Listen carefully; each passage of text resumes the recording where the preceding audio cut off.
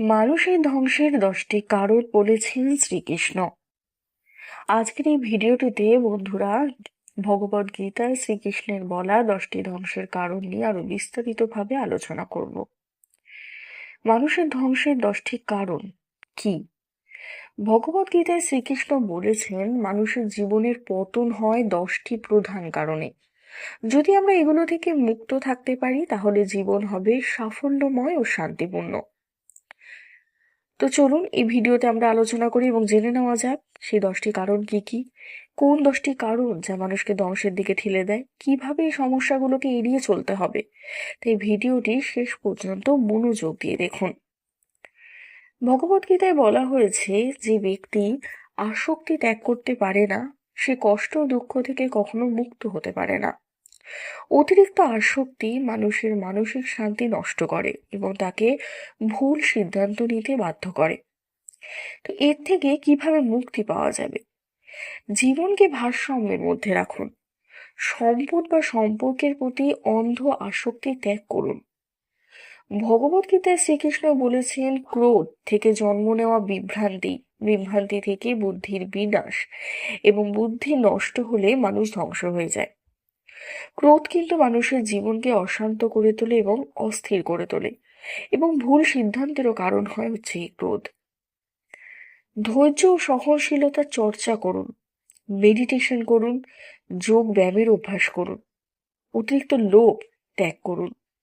ভগবদ্গীতায় বলা হয়েছে যে লোভী ব্যক্তি কখনোই পরিতৃপ্ত হয় না, সে সর্বদা আরো বেশি পাওয়ার জন্য সবসময় লালায়িত থাকে এবং শেষ পর্যন্ত কিন্তু ধ্বংস হয়ে যায়। লোভ মানুষকে অসৎ পথে চালিত করে এবং জীবনকে অশান্ত করে তোলে। এরপর বলি সংযম ও দানের চর্চা। এখানে বলা হয়েছে সংযম এবং দানের চর্চা করতে। সহজ ও পরিতৃপ্ত জীবনযাপনে অভ্যস্ত হন। অহংকার ত্যাগ করুন। অহংকার মানুষকে ধ্বংসের দিকে ঠেলে দেয়, কারণ সে নিজেকে সবার উপরে ভাবতে শুরু করে এবং বাস্তবতা বুঝতে ব্যর্থ হয়। অহংকারী ব্যক্তি একসময় একা হয়ে যায় এবং তার পতন কিন্তু অনিবার্য হয়ে ওঠে। সবসময় নম্রতা এবং বিনয় চর্চা করুন। জ্ঞানী ও সৎ ব্যক্তিদের পরামর্শ গ্রহণ করুন। ভয় পাবেন না, কোনো কিছুকেই ভয় পাবেন না। ভয়কে সবসময় জয় করতে শিখতে হবে। যে ব্যক্তি ভয়কে জয় করতে পারে সে কিন্তু সত্যিকার অর্থে মুক্ত হয়। অনিশ্চয়তা বা ভবিষ্যতের ভয় বা নিজের ক্ষমতার প্রতি অবিশ্বাস কিন্তু সবসময় মানুষকে দুর্বল করে তোলে। তাই এগুলো কিন্তু ত্যাগ করতে হবে। আত্মবিশ্বাস গড়ে তুলুন।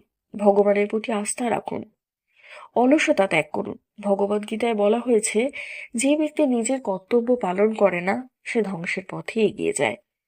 অলসতা কিন্তু সবসময় জীবনের অগ্রগতিকে বাধাগ্রস্ত করে এবং মানুষকে সবসময় ব্যর্থ করে তোলে। কোনো কাজ সঠিকভাবে করা যায় না। তাই অলসতা যত সম্ভব দূর করার চেষ্টা করুন। প্রতিদিনের জন্য একটি লক্ষ্য নির্ধারণ করুন। কর্মে নিয়মিত থাকুন এবং পরিশ্রম করুন। কাজ করুন, কাজের মধ্যে থাকুন, তবেই মন ভালো থাকবে।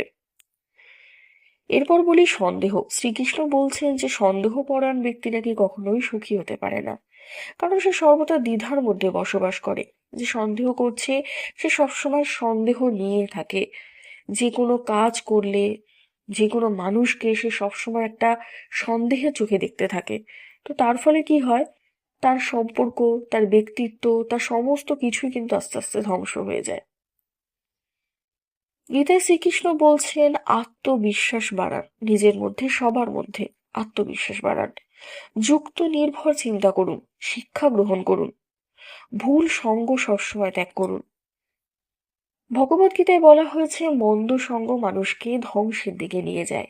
ঠিক যেমন বিষধর সাপের সঙ্গ জীবন শেষ করে দিতে পারে, সেরকম খারাপ বন্ধুত্ব বা সঙ্গ কিন্তু মানুষের চরিত্র ও ভবিষ্যৎ নষ্ট করতে পারে। তো যতটা সম্ভব খারাপ বন্ধুত্ব বা খারাপ সঙ্গ থেকে এড়িয়ে আসুন, এড়িয়ে চলুন। সৎগুণী মানুষের সঙ্গে বন্ধুত্ব করুন। বই পড়ুন, জ্ঞান অর্জন করুন। অহেতুক কোনো বিতর্কে যাবেন না, অহেতুক কোনো তর্ক করবেন না কারোর সাথে।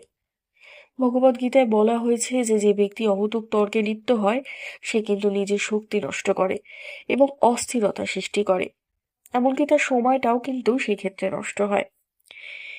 সে যে টপিকে আলোচনা করছে, যে টপিকে সে তর্ক করছে, সেই টপিক নিয়ে সে তর্ক না করে যদি সেটা নিয়ে কাজ করে, অন্যদিকে মন দেয়, তাহলে কিন্তু সেটা আরো শ্রেয় হয়।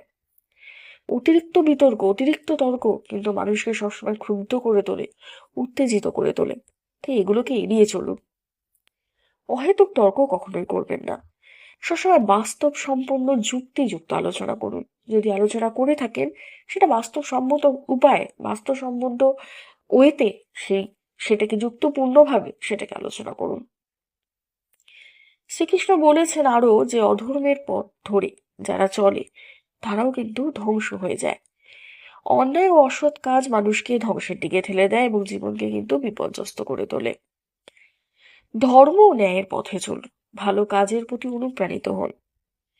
ভগবদ্গীতায় শ্রীকৃষ্ণ বলেছেন যে ব্যক্তি এই 10টি দোষ কাটিয়ে উঠতে পারে, সে কিন্তু জীবনে সাফল্য অর্জন করতে পারে এবং শান্তি অর্জন করতে পারে। তাই আসক্তি, ক্রোধ, লোভ, অহংকার, ভয়, অলসতা, সন্দেহ, খারাপ সঙ্গ, অহেতুক বিতর্ক, তর্ক, অধর্ম, এগুলো থেকে মুক্ত থাকুন এবং জীবনে সত্য ধর্মের পথে চলুন। বন্ধুরা, এই ভিডিওটি যদি ভালো লেগে থাকে তাহলে লাইক করবেন, কমেন্ট করবেন এবং শেয়ার করবেন।